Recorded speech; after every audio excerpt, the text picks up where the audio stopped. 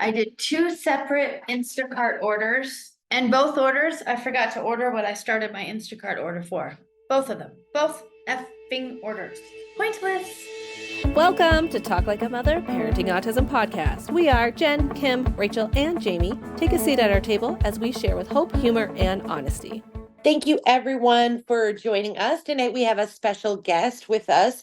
Kate Swenson is here. We are going to talk a little bit about Forever Boy, some new projects, Sweet Cooper, and what it's like to parent autism in her lane. Hey, everybody. Hello. Great. Hi, Kate. I just figured we would start with Forever Boy, Kate, because since we had you on the last time, you've released the paperback, which is so exciting. And it has a little bit more in it than your first version did. Do you want to tell our listeners a little bit about it? Yeah, so when you, and I knew none of this before I wrote a book, when you publish a book in a hardcover version first, they re-release it as a paperback a year or two later, hoping to regenerate or, invigorate sales, and hope that you will like dive into it with as much excitement as the first. Bigger. And to do that, they have you write a bonus chapter, which was really fun because Winnie wasn't born when I submitted the manuscript. And I actually, the only place she's in my book is in the dedication. And I had submitted it and my editor came back and said, do you want to add Winnie? Because she was born. And she's like, I have a daughter. You should probably add her. Because I think she knew. So the bonus chapter really takes the reader through COVID, which was a really hard time for all of our families. Cooper lost almost all of his language. We lost our services, all those parts, to moving, to really watching the other children understand Cooper and really step into their own roles of advocacy. It's been coming out a lot. It's been natural for Sawyer. It has not been natural for Harbor.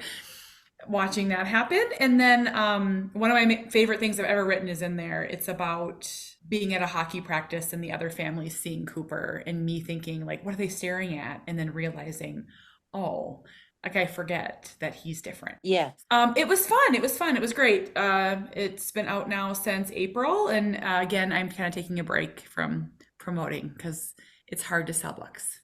Yes. Yeah. I've seen you cart around, big, huge orders of books to all of the different cities that you visit in your stops, like not only to promote book sales, but to do meetups and all these other things. I just there's a lot of pressure on each and every box shipped. There is. And the funny part, there's so many nuances to publishing that I didn't know about. I have to buy the books.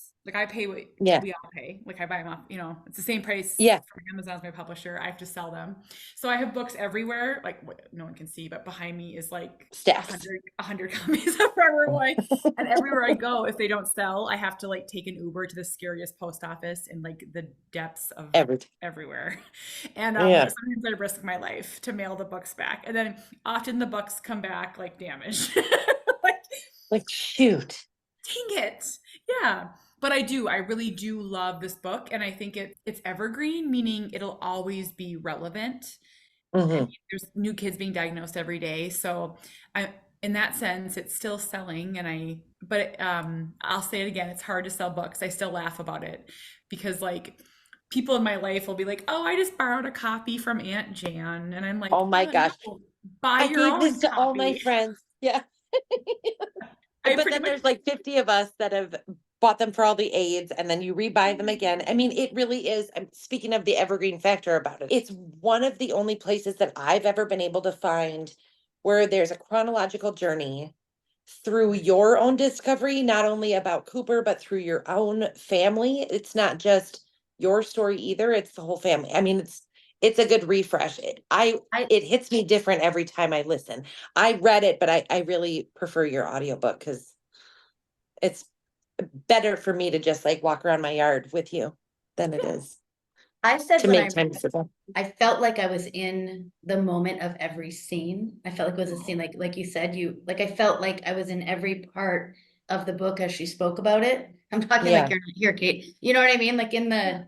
You related to it in that way. You felt in the moment in the kitchen with them or wherever they were as a family. That's what I felt like you were part of the book as the reader. I loved it. And I don't want to brag, but I always tell people I'm actually in the book. You're one of my resources. I mean, Yeah, She tells everyone. Yeah, But pretty much so. I'm in Big the deal. book. Yeah.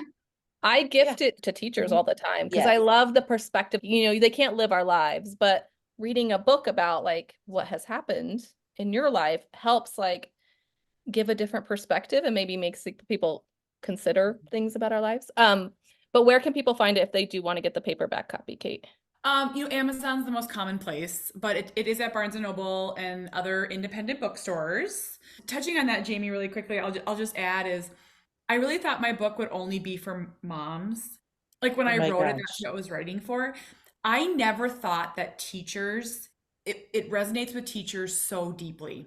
That seriously, and when I say it blew my mind, I never thought that that would happen. It never even crossed my mind that they would read it. Like I was that naive. I just think there's something so clinical about even when you're a teacher, it's like data and collecting and teaching and inspiring and motivating and whatever. But your book takes you through the fact that there's 24 hours in each day and that there's parts of that where the weight is so heavy or the tasks are such a burden or the meltdowns are so long lasting. I mean, like it brings everything to that full view rather than one behavior before they leave the room and go to somebody else, where a teacher has that's like small doses of our kids. I think it's Yeah. awesome. I think really too what it shows is the emotional side, which people that don't live our lives don't understand that. Okay, they know the behaviors, they know the things that like a peer had, like when they're like, oh wow, that must be really hard, like having, to do this or do that and all the things we do. But like the emotional side of it, I think you're really good at portraying that. Like I felt all those emotions. And even though it had been so long, I mean, Alyssa's 28. So when the book came out, 25, 28. I guess. And it was so long Mhm. ago that I had gone through those things, but it brought back all those same emotions. It's just very raw, I think, and real. Yeah, I had someone say her son is in his 40s. And so when he was diagnosed, she's like, we weren't allowed to talk about autism. We just lived it and we kind of hid it. And she's like, this opened up all the wounds in the hardest way, but then allowed me to like think about them and heal. I never would That's have so thought cool. that. I mean, I think I said this last time you were on a podcast, literally reading that beginning, but even though it's not that far away, we're at 9. So that stuff wasn't that long ago, but it was kind of like therapeutic, like reliving all that. Just every chapter I read, okay, I'm like, oh, we went to this that was really similar or this. And it was like tearing off the band-aid, but it also showed me how far we'd come from that. But man, I blocked a lot of that out because it was traumatic. It was a really, really Ugh. the beginning. I had Harbor's, I have a 5-year-old and he had his, and I guess they don't have this everywhere. It's kindergarten screening. Before kindergarten, you bring your child in and they like go through a bunch of different things. Mhm. But with Cooper, I mean, it was game over. Like we were already in the school district, early Yep. intervention. Like we didn't have to do any of that stuff. With Sawyer, I blocked it out because he was quote unquote normal. He just did it. So I brought him. I remember sitting in the room, but I don't remember Yeah. anything about it. Today, when I sat there with Harbor, I teared up and I cannot believe typical development. Like it is unbelievable. So I just had to share that like even me, I block things out and I forgot. If I wouldn't have had on my blog post, like I wouldn't probably remember 4 years. That well, it's so real. And that's what's so healing about reading the whole thing as you've written it. It's like reminds you, when you're in this role, it feels like you're in the grind, in the grind, in the grind about something all the time. All the But time. you never like take a moment that you've passed that hurdle. But reading in this way, it's so great. Your next book, Autism Out Loud, is coming out within the year, right? Yep. So it'll either be March or April 2025, which isn't that far away. I know. Well, that's so crazy. That one you're writing with Carrie and Adrian, who we've had both of them on. Carrie most recently about her Half My Sky book. And of course that one is written as letters. But we all follow Carrie so closely. The way you and her both write is so emotional and so, I don't know. I feel like you've got this forward thinking or like this visionary part component to your writing in Carrie's case because he's so old. I know. Like Jack is so grown. And for Adrian, I just cannot wait to see how her writing style complements in sort of these topic focused chapters, which I assume is sort of how it's going to go. I cannot wait. Can you tell our listeners a little bit more about Autism Out Loud? Yes, so we're in May and we have one chapter left to write. So we're all writing the So last cool. chapter right now, which has changed a multitude of times. Do we end with autism out loud and I love that idea, but we ended up landing on ending with what does success look like? And it is different for all three of us. So the example that I give, and for the listeners, Carrie's son is considered higher functioning. He's in a college program. He's verbal, he's able to live semi-independently. Amos is somewhere in the middle. He's 10 years old. He's somewhere in between Cooper and Jack. And then, we have Cooper. And, when you think of success, it's different for each of them. So the example that I think of is we just had our best spring break ever. We were able to take a 3-hour car drive road trip and stay at a cabin with our family. Cooper nested inside and the other kids rode 4-wheelers and fished and all the things, right? Amos can get on a plane, but he can only really go to grandma's, and they have the best time ever because he can swim there and do that. Where Jack, they went to, he had a trip to Costa Rica. So like you can see the three different, they're all success. And it's taken me 13 years to realize that. Yeah. So, the book really follows kind of the same trajectory as Forever Boy. It's from diagnosis through today with topic focused chapters. I'm not going to say them all, but like I have them on my wall because I'm checking them off. Siblings, anxiety, building community, exploring grief, caregiving versus motherhood. And the writing is very different and we're nervous about it. I mean, I like so Carrie and I are very different writers. I always say Carrie is like a bird's eye view in the most beautiful, poetic, like she always talks about like weaving her words, like a quilt. Like that's a song. Yes, it gives me goosebumps. Writing's like a song. I like get in the grit. I just do. I don't know how to not get into the grit. And then Adrian's Adrian. So it's beautiful and it's wonderful. And we're gonna see. We're gonna see how I can hardly wait. I have followed all three of you for so long, and I just feel like the compliment, like the trifecta together, reminds me of us because we aren't each other.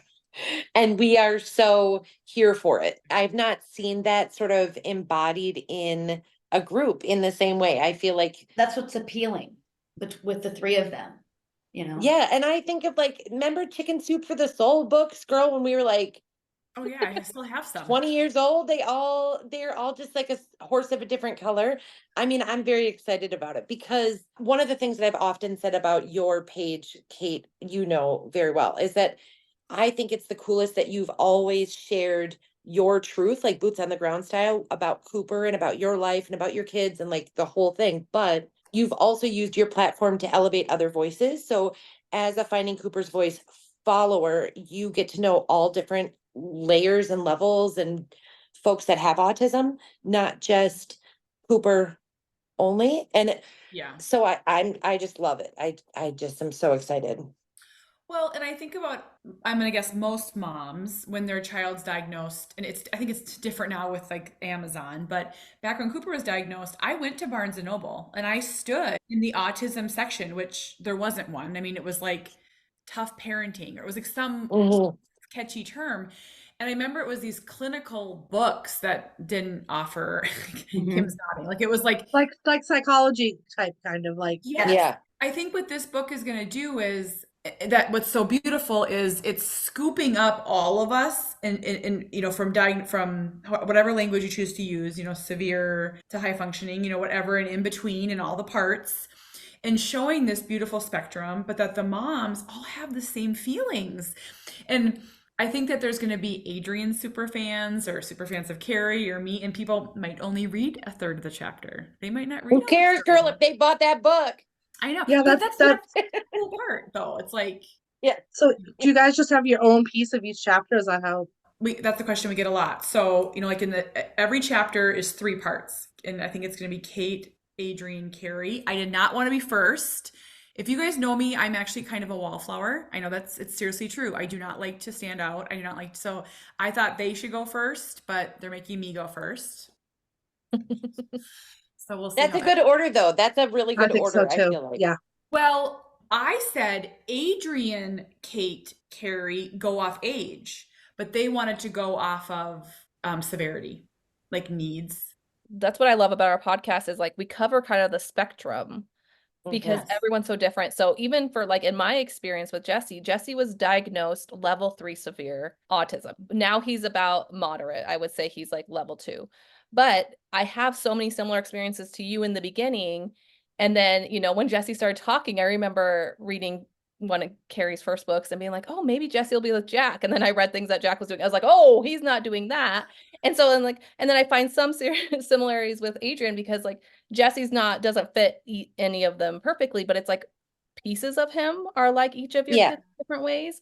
And so I think that's the best part because when you do look up autism that first time you hear about the diagnosis, you read one person's perspective or one doctor's perspective and you think that's autism and you might be like, oh, that is us, or no, that's not us. So I think it's really cool. And I also think what's cool about it, like for me, and I mean, I'm a Carrie fan. I love Carrie, but I don't relate to anything Jack does because it's just, that's not our autism. So that's what's so interesting is reading those things that other kiddos are doing. I'm like, wow, but I can't relate to it. I do on my own level. I'm like, I feel that, Jack. Personally, I do. Oh, yeah. So we were talking about that, about are there more Coopers or Amoses or Jacks? Like if you were to look at the spectrum as a whole, and I think there's more Jacks, and I don't think that there's a lot of stories being told. And, the beautiful perspective Carrie will share is she has this, to speak for her, she has this survivor's guilt. She's like, I sometimes feel bad sharing our successes. And I feel like it may sound like I'm bragging, and she's like, I don't want to like negate that. And she's like, but Jack has a lot of struggles. And so we're really encouraging her to share that because I don't think that comes out either. Like, yes, we have struggles at Cooper, aplenty, right? But I don't have to worry about bullying or sexual things. I don't have to worry about him, drugs and alcohol. I mean, those types of things. So it's like, I think people are thirsty for, may have well, and she has to worry about what she shares because Jack is at a total level of understanding where like you and I, not to, but I can share whatever I want. Like it's not going to affect her. Like she's not going to go on the internet and read it. Like I don't have to worry about that. We don't have to worry about that part of it. Where I'm sure with her, there's like sensitive, like she's got to be obviously sensitive to like what he might read, what he might hear. Like in some ways, I'm like, I don't know, it's easier with Alyssa. Like she's here every night. I have two kids that are 20 and 22. Like it's a horrible ages. Like Alyssa's home in her bed. I mean, she might not be sleeping, but she's in her bed. You know what I mean? So it's like I don't know. Obviously, I wish that she could, be living a regular life. Like, I'm not gonna lie, but like sometimes I'm like, there is a little peace of mind to like this portion of it where it's like, okay, I'm not like finding my iPhone to see where she is. She's right here. Yeah. My little sidekick. So often it can feel as if there's a rift between parents, who has it harder or who should share or should they not share. And I think what this book will do is like, we all have it. Break it open. We're all in the crap. Yeah. Yeah. Yeah. I think, one of the, just real quick to loop back to one of the other things is when we're all reading all the stories of people, when I said, oh, I can't relate to Jack now, but when Carrie tells a story, she tells a whole story. Like when she's telling a win about now when he goes into a restaurant, she says, I remember standing here when he smashed his plate on the ground and the whole restaurant stopped. And so you're like, I can relate to that, like that part of it, a chunk of the story, right? So it's, I don't know, just all of it's fascinating. I can't wait to read the book. Well, and I just think everybody's life is hard in their own way. Like whether it's autism, whether it's, I mean, obviously there's people that have it way, way harder than us, and there's people that we look at it, it's like, why is their life so easy and ours has to be so hard? Like, I think that all the time, like we can't just walk out the door and be like, okay, we're going to do this. I mean, we can try, but there's nothing simple about this life. And there's all kinds of other things that people go through with their lives that don't have to even do with their kids. Everybody has hard. Do you follow Lisa from Cody Speaks? Yes. Lisa was one of the instrumental people in my autism journey. Cody was the first boy that I had ever seen that was like Cooper. And Lisa has a hard life. And she's one of the most optimistic, beautiful, wonderful, helpful. I mean, I can't say enough good words about her. And she said something to me, it's in my book. I'm probably not going to say it right, but she was like, Kate, everyone has their heart. Ours is just autism. And that's always kind of, as cheesy as it is, it's stuck with me. Like, it's true. It's like, we have this, but we don't have that. I don't want Yeah, that. Right? yeah. You know? Right? Yeah. I reached out to Lisa. I didn't know her. I pretty sure I found her through your page, Kate. And Yeah. she was very open about puberty and appropriate stuff. And she talked very openly. So I felt comfortable. I messaged her, hey, we're kind of in that spot and I don't know what to do. And she said, you just keep telling her that's private and you just keep saying it and she will get it. And she did. And it was like one of the best pieces of advice I've ever been given. Yeah. Was to just hammer that word private time to her. One of the coolest parts about building a resource or the Table for Five and Talk Like a Mother podcast has built like 200 episodes almost about topic focused content. And you have Coop's Troop where you can search any old thing and like 50,000 opinions about it will come up, whether that's a med or a struggle or a this or that or a product, like a million things. It's so incredible to think that you might be having a really wicked hard day today, Kate, because it's like compounding with other issues with kids and like it's coming into summer and everything's whatever. You've had these moments in your life before where you've been at the hardest part ever. You can't imagine it getting any harder. And now you stand and like could drink lemonade at the thoughts of those days. The fact that you have a treasure trove of people that have lived this life with that sort of like all-knowing understanding that everything changes eventually, that like you're never going to be fighting the same exact battle with the same exact people 15 years from now.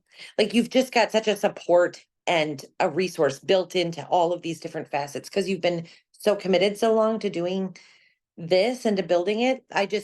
The resource that you've built has changed everything for me, for all of us. But I just think it's one of the most incredible thing. And every time that you publish, whether it's on your page or a book, you're just tapping into the fact that it's so layered, it's so common, there's so much common link between it all for us. You and I like stood shoulder to shoulder in some of the hardest days, knowing we've been there, even though C and Coop are so different, Right. Some of it's universal. What are your biggest joys right now with regard to Cooper? Oh my God, I saw him on a bike.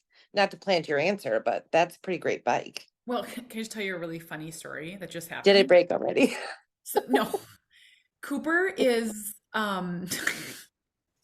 funny and he's so weird and he's so wonderful. So I probably have 10,000, 20,000 photos on my phone and he loves to just like go through them. He loves photos of when he was a baby. I mean, it used to be paper photo, printed photos. Now it's on the phone, of course.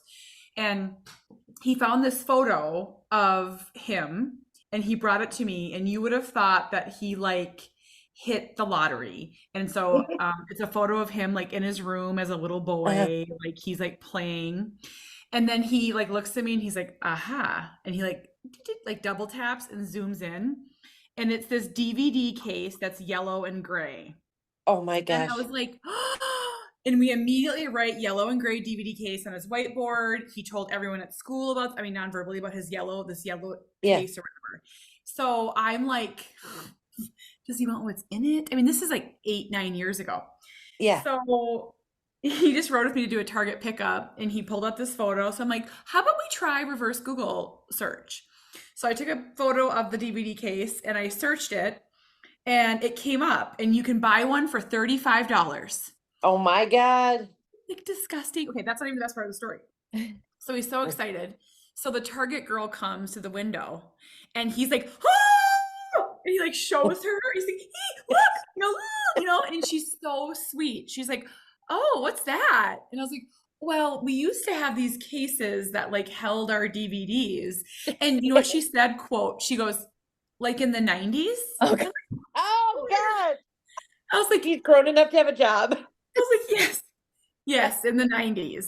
I mean, Cooper's like animated, like just so excited, like, and so I'm like, shot fired. Ugh. And so I'm like, actually, it was his dad's, and he's 45. So then she's like, ooh, she goes, ooh, vintage. And I'm like, Yeah. Oh, So we're gonna God. order it. This is what, because I love my son and he never asked me for anything. I'm gonna order him this DVD soft. It's probably worth 99 cents. It's in the free bin. I have to pay $35 on eBay. Better than Oh my gosh. 135, Kate. Yeah. What else? He went to my mom's last weekend and I told her to lock down her technology and she didn't. And in 10 minutes, he downloaded 50 movies and it was $250. Love that. So Love my that. mom, Get that on the funny, CenturyLink dial-up. yeah. The funniest part of the story is she said that she called, I can just even imagine, she called Amazon and she said she was so stressed out and the person on the phone barely spoke English and she said, I need a supervisor. She was like screaming at the woman.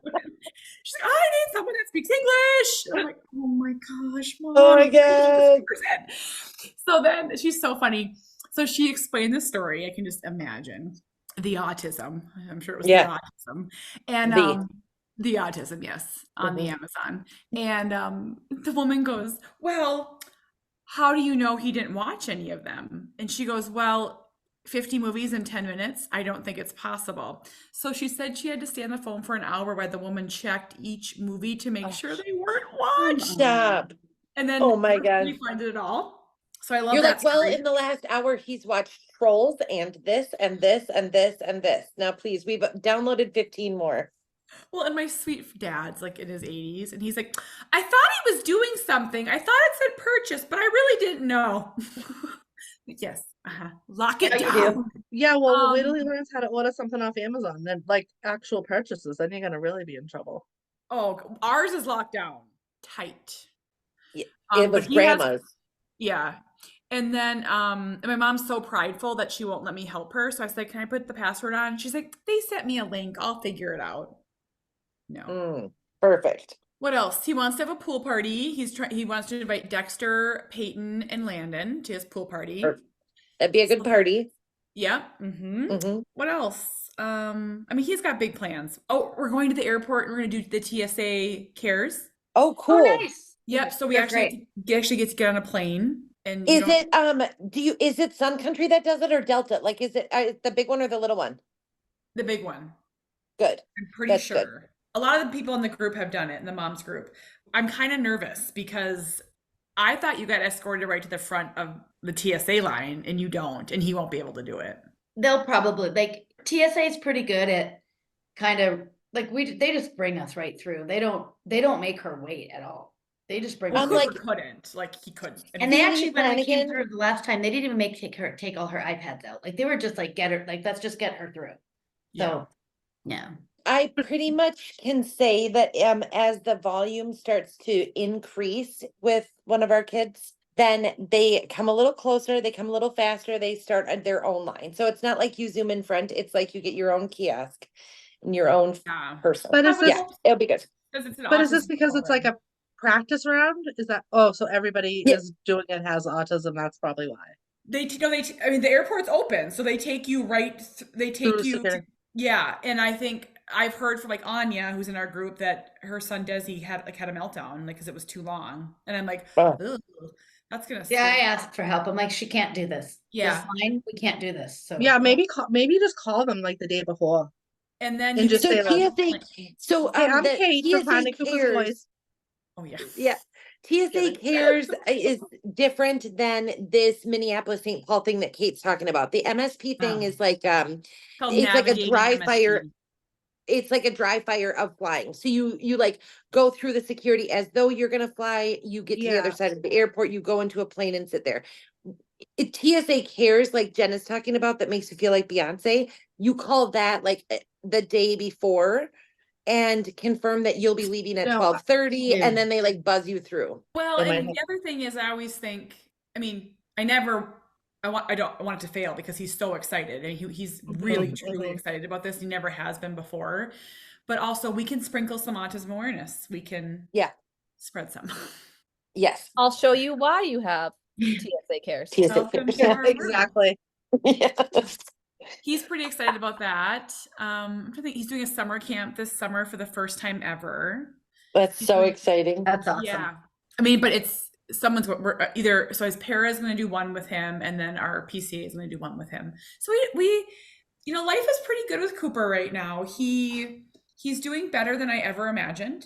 And I mean that like in the most beautiful way. He's doing things I never thought were possible. So Yeah. amazing. And in the same exact breath, Cooper is just an intense kiddo. So like there's just an intensity, and the word that I long for ease. I don't know if we'll ever have it. And I can say that I just like to be really honest. It's like life is really good and he's thriving and he's awesome. And life is really hard at times.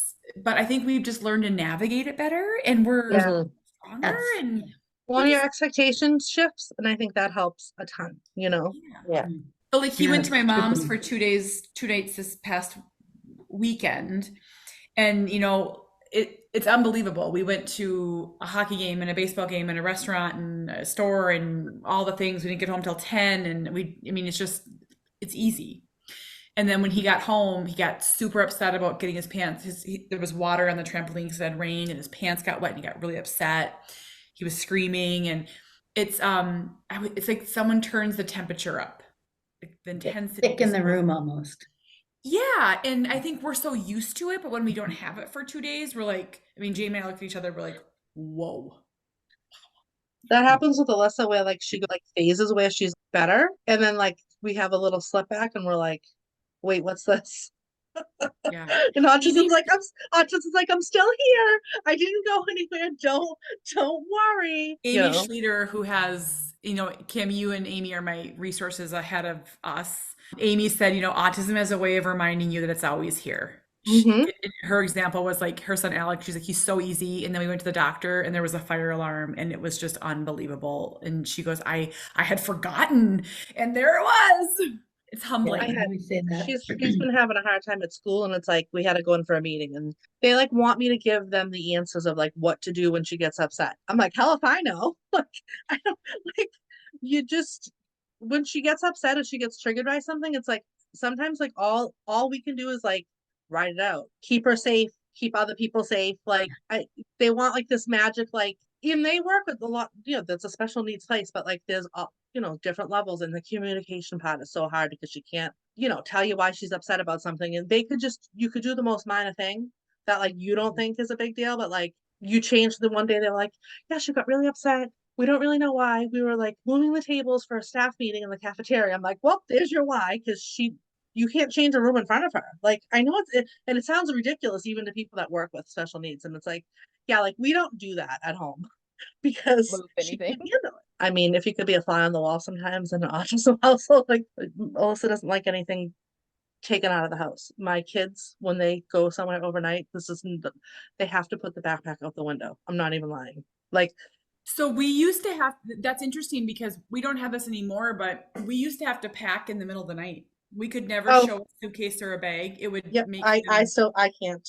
She goes absolutely crazy. Yeah, yep, absolutely. My daughter is in college. She stays at college and then obviously comes home. She's coming home tomorrow. She'll freak out. She don't want her here. She won't, or she will? No, she'll freak. She don't want her. She don't want her stuff. Nothing. Like, is it she'll get over it because she's been gone? Yeah, she's been gone. So it's like, you don't belong here. Like, and it's like I feel so bad because I feel so bad when she obviously Kira understands, but like still, like when you're like, I'm home and it's not a good, I mean, she has to stay in her room. It's like there's phases. You got to stay in your room. I know you're here. I will allow it, but I do not want to see you. And then like slowly she can like kind of come out of the room, but she can't touch anything. Nothing in the fridge, the cabinets, nothing. She goes crazy. And then like so hard. It's so hard. It usually takes about 3 days, and then once she'll just snap back, and then it'll be fine. Kim, did you ever this thing that we're encountering? We have a trampoline that's like the kids' favorite thing to do. And so Sawyer has some buddies in the neighborhood that'll come over, and both times that they came over, Cooper wants to be with him, and we can't stop him. Like we can't. He's bigger than me, and then in the same breath, we shouldn't have to stop him, right? We want him to play, but he acts like he's 2. So it always ends. So it just ended the second time we sent the boys home. And I told Sawyer, I'm like, we will plan something just for your friends to come over and play, and we'll have Cooper in the basement. But it's not even like Sawyer doesn't want him to. Sawyer's like a pretty awesome brother, But Cooper, he's like the younger brother, and like he's just, I don't know how to navigate that. And so Sawyer, he'll say things sometimes. And he's like, no one's gonna want to come over here anymore. They're gonna hate me. Oh gosh. I know. I mean, luckily there's so much. I feel like that everybody has somebody in their life or even in their outer circle, like that they're familiar with autism now, that at least like it's a known thing. But yeah, it is embarrassing for them sometimes. I know people don't like to hear it, and I know we're not supposed to say it, but it is. Like, if you're walking through somewhere or something's happening or they're doing something inappropriate, like kids get embarrassed. Like, I mean, they're it's human. I was yeah. gonna say they're human. Adrian was on a live one day and she asked Blair and I think maybe Russell, does Amos embarrass you? They're like, yeah. And she's like, oh yeah, yeah. He did like they were being honest. I mean it's And that's they love okay. their brother, but you know, when there's someone screaming and kicking and throwing Well, things. yeah, and kids hate that like attention on them. Like, like not obviously at your own house, but I'm more thinking like if you're out somewhere, if it happens at like, a sporting event, a recital, a restaurant, and then everyone's staring, like it's embarrassing for the kids. Like it's, it just you're so used to it and your kids are so used to it, right? Cooper's just Cooper. Like they don't even He's just like Cooper. yeah, Mhm. you don't even necessarily realize something's different until I feel like one of these situations pop up. Okay, these other people are going to be like, oh, well, why is he doing that, or whatever, like whatever it is. And then it's like it kind of just reminds you. Well, Cooper has this guttural scream, and that's the only word I try to describe it, but it's like from his throat. It's how people like I've heard like autistic individuals scream, and like this is different. Like this is like he's purposely trying to annoy us and frustrate us. So he was laying on the trampoline, all the other boys got off, and Jamie's like, head home, boys. And then he wouldn't stop doing this scream. And Jamie, I could tell, was like trying to like make Rory and Liam comfortable and was like talking to them, like, hey, you guys playing baseball too, And it was so loud. And I had this like view of it all, and I'm like, our life is so weird. Sometimes like at home, I don't think about the autism. Like this is just our life. We've been living this for years. Yes, we like cater to Jesse a lot in different ways. It's when you go out in public or you bring someone else in your home Yeah, and you're like, oh, This is we're it's like the blinders come off, kind of. Yes. My daughter's 5. She's just getting at a place where she like wants to have play dates and have people over.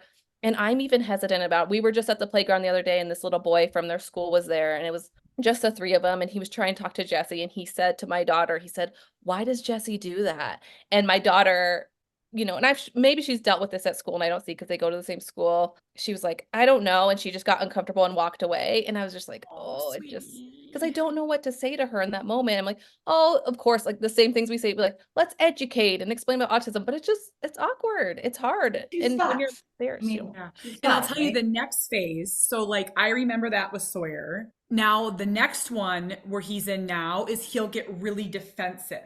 So he'll like puff up and he's like, he's autistic. Like leave him alone. Like he'll get like ready to fight really fast. And then I'm hoping that the third phase is advocacy. So I don't know, but yeah, it's tough. It's tough. Well, it is, and like we just had a situation where we had a family birthday for her. Like we had a dinner and cake and all that, and it was just us and then my son and his wife, and she just was having a really bad day. Like she just was just really like self-injuring a little bit, throwing things, throwing herself on the floor, just screaming. And whenever you fix whatever it was, it's just like one of those things. Something else comes up that agitated her, and then like sometimes her and my husband like also like go off of each other because he's kind of like the stern one, but like she reaches a thing where like she'll listen to him, but when she's here, she don't listen to anybody. Oh, that's like Jamie and Cooper, 100%. Yeah, but I felt like I know that my son's wife probably felt uncomfortable because it's like, what do? They're just sitting there like, blah, blah, blah. Like I felt uncomfortable for her because it's like I knew that it's just like an uncomfortable situation. Like it's not like they obviously know, but and she was really like whipping things around and stuff, and I'm just like, oh my god. It's just like grandparents or like even like my sister, like they'll want, like I think they want a typical, how do I word this, like maybe they'll like give him a present and like want a typical reaction, and it's like we talk about that ain't happening. I really do feel bad for people. I know. Like, it's awkward because I always tell really people awkward. she's gonna love the gift, but I always say you're not gonna get the reaction you think you're gonna get. Even if I give her something, like now she's starting to show, but like in general, like if you give her something, she'll just literally look at it, even if it's something she wants. So It's, Cooper, yeah. it's not that, you know. And with her, it's like, I don't even know what she wants. I have no idea. Like, I couldn't tell you. Like, and she'll pick things, but like, sometimes she just likes the way something looks like on Amazon. She doesn't actually, it's not something she's actually gonna play with. So it's like, you're just really Right. getting her something because she likes to open a present. It's not about, That's Cooper.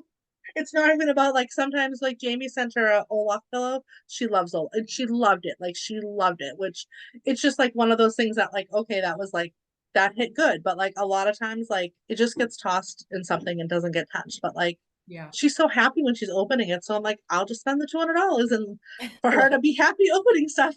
Like I know. It's and it's a bizarre life. It's bizarre. It's and it goes against everything you're taught as to parent. You know, you're told to not spoil your kids or give into everything they want.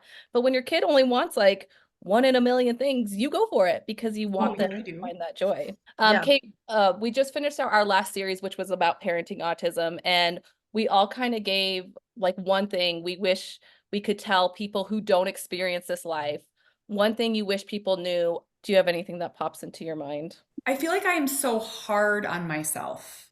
Mm. And so any type of criticism I'm really sensitive to. Like, and I was just thinking as we were just talking earlier too, it's like, if we were to share any of this widely, like to, hundreds of thousands of people on a live or whatever, it's like, why don't you discipline? Just tell them no.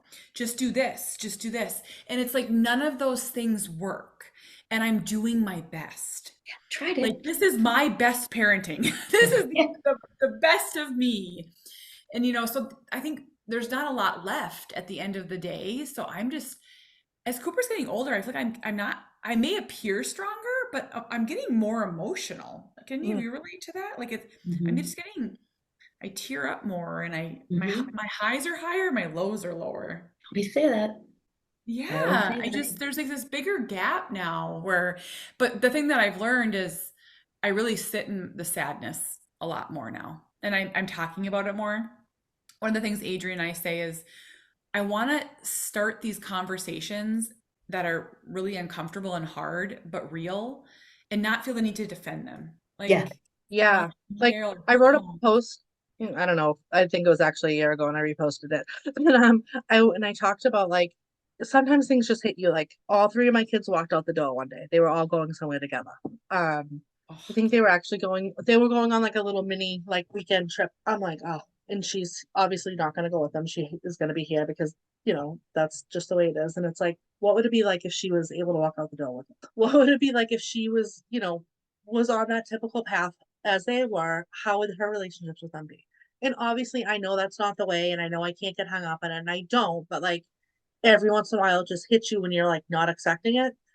And I had this lady, like I know that she didn't mean anything about it. And she keeps saying, oh, she's living the life she's supposed to be like, but I'm like, she doesn't get to have the typical experiences. Like she's not going to get to be a parent. She's not going to get married. Like she's just not going to have these things that like most people get to have or choose not to have. They don't have them because that's their choice. And she's like, yeah, but Alyssa doesn't even know. And it's like, well, but how I do I know, know what she knows? I don't know what and she, yeah, and I know. Doesn't negate how And you feel. and I don't think anyone's gonna really choose this life. And I know you're supposed to be, the narrative now is they want you to be like, she's living the life she's supposed to. This is who she is, which it is who she is, and like we're fine with that. You just still feel that loss. I mean, I think you're always gonna feel it. I still feel it. I get over it quicker. I can like kind of be like, okay, like enough of this. Let's just like move on with like what's going on. And she does something that like makes me smile and I'm like, she's happy. That's all that matters. But like, you still just feel that loss. And like, I don't understand why people cannot, if they have such a hard time just acknowledging that. They I have don't to know like why they defend do. it or like try to make you think of a different perspective. And it's like, yes, I find the joy. She makes me happy. She's the light of my life. But that doesn't negate that sometimes I feel that sadness. I feel it for myself and I feel it for her. Well, and I think too, know? I think people, the outside perspective is that we get used to it, we get better at it, but they don't realize that your child's always growing and there's always things your child's not doing. So it hits you at continuously throughout their lives. Yeah. Yeah. And it doesn't mean you're not grateful for the good parts of it. Like she's made like incredible progress like over the past few years. What you said earlier, like things you never thought things never, like not even just like the words, but so much stuff that she's aware of, just so many things. And I'm so grateful for her. But I can be grateful and be happy, but like still be sad sometimes. I'm not saying all the time. Like obviously you can't sit in it all the time. You can't. But like people just seem to have this thing of like wanting to be like, oh no, you celebrate her. Oh no, this is what's meant to be. And it's like, no, just let me be salty for a minute. Like it's like just let me. Grief makes people uncomfortable. Yeah. It really makes people uncomfortable. Even your own family, even your own spouse, it makes people uncomfortable. Yeah. Yeah. Especially if they can't understand it. Kate, real fast before you go, just one last question. You know, we at the beginning we talked about how you share in your book and online through Finding Cooper's Voice and the impact of that, which is like we're all together from that. Like we met because of you and through your blogging group. What has the impact been for you personally? Is it all good? I mean, you just kind of talked about how like taking on some of that criticism and stuff is really hard. Overall, what's been the impact on your life of being so open about this journey? Oh, it's totally saved me. You know, I think I pour into others and created the space that I needed and wanted. You know, I think I'm pretty open about it. I didn't get much support around autism for a lot of years. And I don't know if that was my air quote fault because I didn't say what I needed, but I just didn't get a lot. And I suffered in silence. And it really took its toll on me. I really was a caregiver in crisis. I was drinking way too much. I was not healthy. I was not sleeping, all the parts, right? That so many of us can relate to, while giving my kids 100% of myself and working and living. So by creating this space, I found a way to share. And by sharing, I was helping others. And that healed me. I think it became this circle. And the interesting part is, you know, kind of to wrap it up, it's like I'm continuously needing to heal because the wound keeps opening. Yeah. You know, this teenage stuff. I'm in this second wave of grief that no one told me about. I say this in every keynote I give. There is the second wave of grief that happens in the teenage years. I didn't know. I really like, so if you read my first book, I think I referred to autism acceptance as like an island. Like you just have to get there, pack up your shit and get there. And then you're good. I believe that. Not anymore. It's a moving target and we just have to just keep, that's why I keep sharing. I keep pouring into others and it saved me. That's why I always say like acceptance is like the key, but acceptance is constantly ongoing. Yeah. But we want to thank you. Like, again, obviously we wouldn't be together if it weren't for you. And like you sharing, I mean, people just don't understand the isolation. And even if you have a supportive family, they don't always understand. And it's so hard. I still feel isolated, even with all this. Yeah.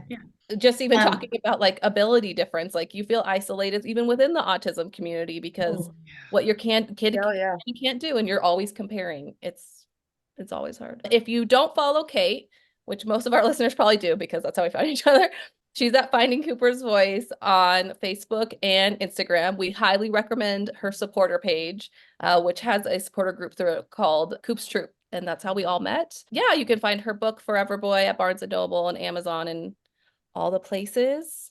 And thank you for coming on, Kate. We really appreciate it. Thank you for having me again. Yeah, me, Carrie, and Adrian all have to come back when the book comes out. Yeah, that'd be so fun. We'll serve cocktails as a launch night. It'll be great fun. All right. Bye, everyone. Thanks for everyone. Thank you. Thank you. Thank you for joining us for this episode of the Talk Like a Mother Parenting Autism podcast. If you are enjoying our podcast, make sure to rate and review us wherever you listen. And if you'd like to support us, you can become a subscriber. Just check out the description of this episode. Give us a follow on Facebook and Instagram for more content, and we'll see you next time.